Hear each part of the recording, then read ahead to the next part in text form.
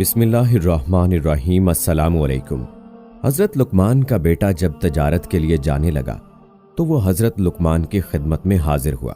تب لقمان کہنے لگے، اے بیٹا، جب جاؤ گے راہ میں ایک میدان پاؤ گے۔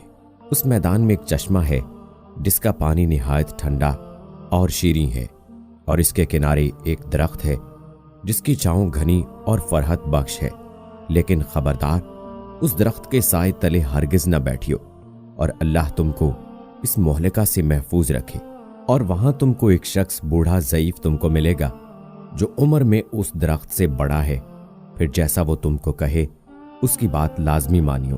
اور دوسری بات یہ کہ جب آگے جاؤ گے تو فلاں گاؤں میں جانا، وہ لوگ میرے دوست ہیں اور تم کو اپنے گھر لے جائیں گے تعظیم و تکریم سے۔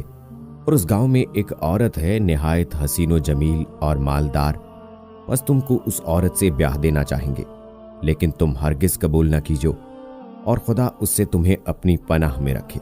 اور تیسری بات یہ کہ ایک شخص فلاں نامی اور فلاں شہر میں رہتا ہے، ایک مدت ہوئی مجھ سے قرض لے کر گیا ہے، بس اس سے وہ قرض وصول کیجو، اور خبردار شب کو وہاں نہ ٹھہرنا، اور یہ تمام نصیحتیں یاد رکھنا، اور اب جاؤ، میں نے تمہیں خدا پر سونپا۔ چنانچہ وہ اپنے باپ کی بتائی گئی باتوں کو تسلیم کر کے سفر پر نکلا۔ جب میدان مذکورہ میں پہنچا جس کے بارے میں اس کے باپ نے نصیحت کی تھی، اس کے کنارے ایک چشمہ پانی کا پایا۔ اس کا پانی نہایت شیریں و شفاف، اور اس چشمے کے کنارے ایک درخت پایا جس کے سائے تلے ایک شخص بزرگ کامل بیٹھا ہوا تھا، مارے گرمی اور پیاس کے چاہتا تھا کہ اس چشمے سے پانی پیے اور اس درخت کے سائے تلے دم بھر کے لیے آرام کرے، لیکن اسی وقت اسے اپنے باپ کی گئی نصیحت یاد آئی تو وہاں سے قدم آگے بڑھانے لگا۔ تب اس بزرگ نے جو درخت کے نیچے بیٹھا تھا پکارا، اے لڑکے، کہاں جاؤ گے؟ ایسی دھوپ میں اور سخت گرمی پڑ رہی ہے، بس اس چشمے کا ٹھنڈا پانی پیو اور ذرا چھاؤں کے تلے دم لے لو، میرے پاس آ کر بیٹھو۔ لڑکا بولا، ہرگز نہیں بیٹھوں گا، کہ میرے باپ نے مجھے منع کیا ہے اس درخت کے سائے میں بیٹھنے سے۔ تب وہ بزرگ کہنے لگا، قسم ہے تیرے رب کی، اس دھوپ اور گرمی میں نہ جا اور میرا کہا مان۔ یہ بات سنتے ہی لڑکے کو باپ کی بات یاد آئی کہ وہ بزرگ تجھے جیسا کہے اس کا کہا مانیو۔ تب لڑکے نے اس بزرگ کا کہا مانا اور خلاف اس کے نہ کیا، سلام کر کے بیٹھ گیا، چشمے سے ٹھنڈا پانی پیا اور تھوڑی دیر سستانے کو لیٹ گیا اور سو گیا۔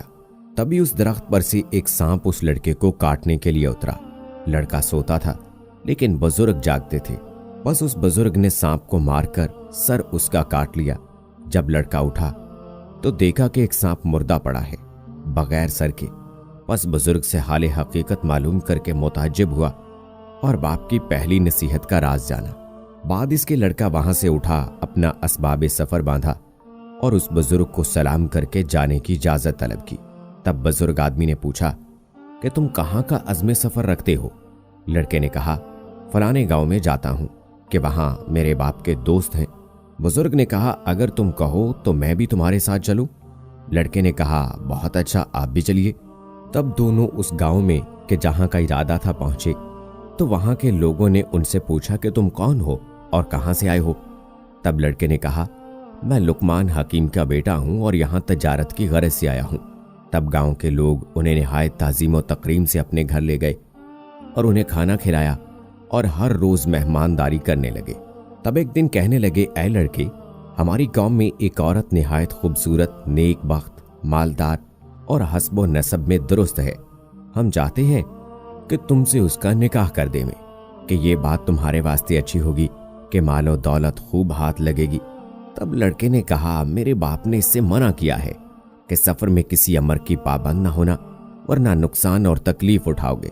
تب اس بزرگ نے جو ساتھ تھا کہنے لگا کہ جب یہاں کے سبھی رئیس آرزو مند ہیں اور اس کی گواہی دیتے ہیں، اور یہ بھی کہ وہ حسین و مالدار ہے، تو شادی کرنے میں کوئی مذائقہ نہیں اور کوئی اندیشہ نہ کر۔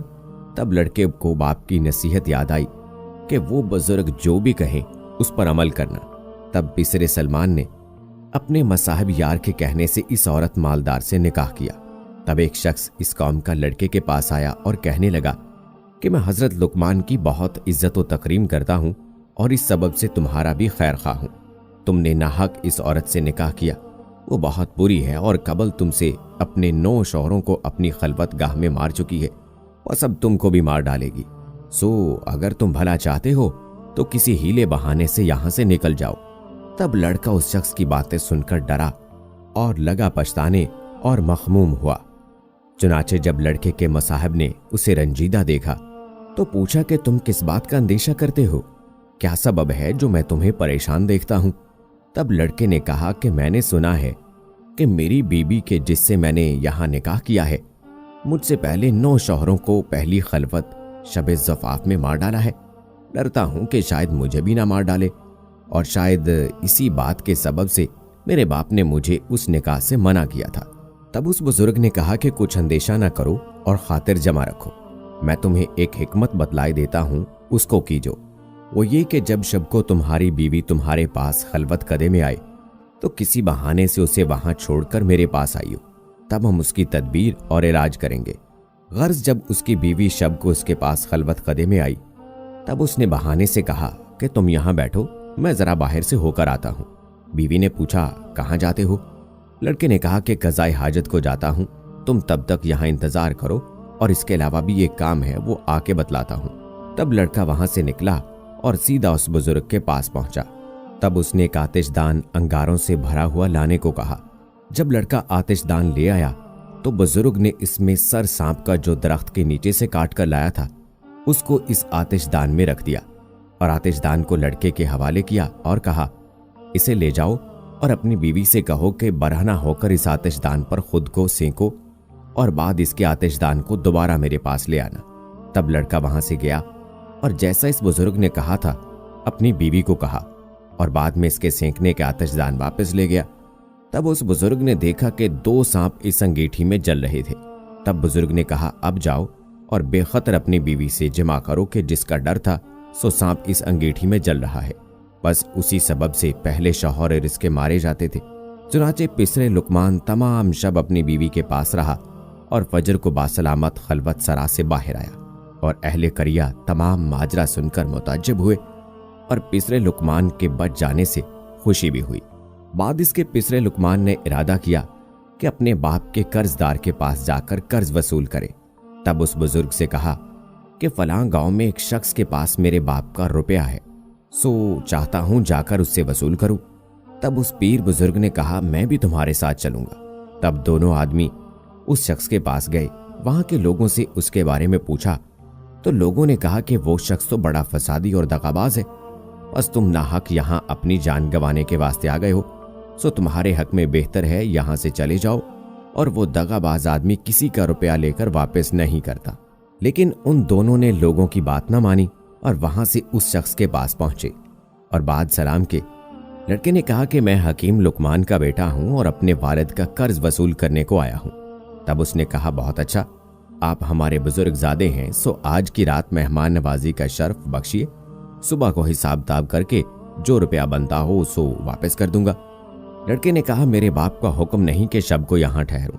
تب اس بزرگ نے کہا جو اس کے ہمراہ تھے کیا لڑکے کچھ پرواہ نہیں، چلو آج کی شب یہاں رک جاتے ہیں، پھر جو خدا نے ہماری قسمت لکھی ہے سو ہو کر رہے گا۔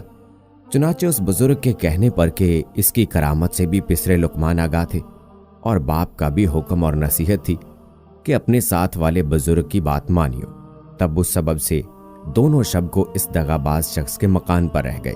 جب کھانے وغیرہ سے فارغ ہو چکے تو ان دونوں کو لبے دریا بنائے گئے ایک مکان پر لے گئے، اور وہ مکان اس طرح سے بنایا تھا کہ جو کوئی شب کو اس میں سو جاتا جوار بھاٹا آ کر اسے ڈبو دیتا۔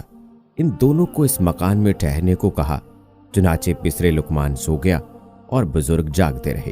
جب آدھی رات کا وقت ہوا تو موجیں چڑھنے لگیں، پانی مکان پر چڑھ گیا۔ تب بزرگ نے لڑکے کو نیند سے بیدار کیا اور وہاں سے اٹھ کر اوپر بالا خانے پر کہ جہاں اس دغاباز آدمی کے بیٹے سو رہے تھے وہاں تشریف لے گئے۔ وہاں سے اس کے بیٹوں کو تخت سمیت اٹھایا اور نیچے اپنے والی جگہ پر سلا دیا اور خود اوپر ان کی جگہ پر سو رہے۔ جب فجر کے وقت وہ شخص آیا اور دیکھتا ہے کہ دونوں اوپر والے طبق میں اس کے بیٹوں کی جگہ سو رہے ہیں اور اپنے بیٹے نیچے مکان میں ان کی جگہ پانی میں مردہ پڑے ہیں، تب پکار کر کہنے لگا کہ افسوس صد افسوس، میں نے تمہارے واسطے یہ فریب کیا تھا کہ تم کو मार डालूं। ये मैं अपने फरेब में आप हलाक हुआ, मेरे सब बेटे मारे गए। तब उन दोनों ने कहा कि जो किसी के लिए बदी करता है सो दर हकीकत अपने लिए करता है। हम सद्दाक की सायत के यानी नहीं घेरता है मगर मकर करने वालों को। अलगर्ज लुकमान के बेटे ने इस दगाबाज शख्स से अपने बाप का रुपया वसूल किया और अपनी बीवी को कि जिससे वहां निकाह किया था को लेकर माए उस बुजुर्ग असबाब के अपने वतन वापसी का सफर किया। जब तीसरे लुकमान अपने मकान के करीब पहुंचा तो उस बुजुर्ग ने पूछा कि ए बुजुर्गजादे, तू इतना अरसे मेरे साथ रहा सो तूने मुझे कैसा पाया? तब लड़के ने कहा कि बेशक मैंने आपको नेक मर्द पाया है और आपकी बरकत से बहुत सी मुसीबतों से निजात पाई और नेक बख्त बीवी पाई और इस कदर मालो असबाब पाया। तब उस बुजुर्ग ने कहा कि माल में से मुझे भी आधा हिस्सा दो। तब लड़के ने कहा कि आप अपनी मर्जी से ले लो जितना हिस्सा चाहिए। बुजुर्ग ने एक तरफ बीबी के साथ थोड़ा सा माल रखा और दूसरी तरफ ज्यादा हिस्सा माल असबाब का रखा और लड़के से कहा, इनमें से जो तुमको चाहो रख लो और दूसरा हिस्सा मेरे वास्ते छोड़ दो। तब लड़के ने अपनी बीवी और इसके साथ वाला थोड़ा हिस्सा माले असबाब का चुना और कहा कि मेरे लिए ये काफी है। चुनाचे दोनों फरीक अपना अपना हिस्सा लेकर चले। थोड़ी दूर गए कि बुजुर्ग ने लड़के को आवाज देकर रोका और उससे पूछा कि ऐ तीसरे लुकमान, तो किस सबब से मुझे ज्यादा हिस्सा माल का दिए जाता है? कहीं इसका सबब ये तो नहीं कि तूने जो करामतें मुझसे देखी हैं उनकी वजह से मुझसे खौफजदा होकर ज्यादा माल दिए जाते हो? लड़के ने कहा कि ऐसा बिल्कुल नहीं, बल्कि ये तो इस सबब से है कि मैंने आपकी बरकत से जो नफा उठाया और मुसीबतों और मुश्किलों से रिहाई पाई, सो इस सब के सबब खुश होकर आपको ये सब अपनी खुशी और मर्जी से दिए जाता हूं। तब बुजुर्ग ने कहा, ऐ लड़के, तुम्हारी नेक नियति और आला ज़र्फ़ी और इखलाक से मैं बहुत खुश हूं और ये सब मालो असबाब भी तुम ही लेते जाओ, भला हमारा इस दुनिया में मालो असबाब से क्या काम और गर्ज हुई। लड़के ने पूछा कि आप कौन हो और किस सबब से मेरे साथ रहे? बुजुर्ग ने कहा कि मैं अल्लाह का भेजा हुआ एक फरिश्ता हूं और तुम्हारे बाप की दुआ के सबब अल्लाह ने मुझे तुम्हारी हिफाजत और नेगेबानी के वास्ते मुकर्रर किया था। तुमको तुम्हारे बाप का रुपया दिलाया और राह बतलाई तुमको, और हमारे जिम्मे तो लोगों के साथ भलाई और मेहरबानी करना ही है अल्लाह के हुक्म से। बस अब तुमसे रुखसत होता हूं और तुम भी अपने घर को जाओ। तब लड़का सब माल असबाब और बीवी को लेकर घर आया और तमाम अहवाल रास्ते का अपने बाप से बयान किया। हजरत लुकमान ने भी अल्लाह का शुक्र अदा किया।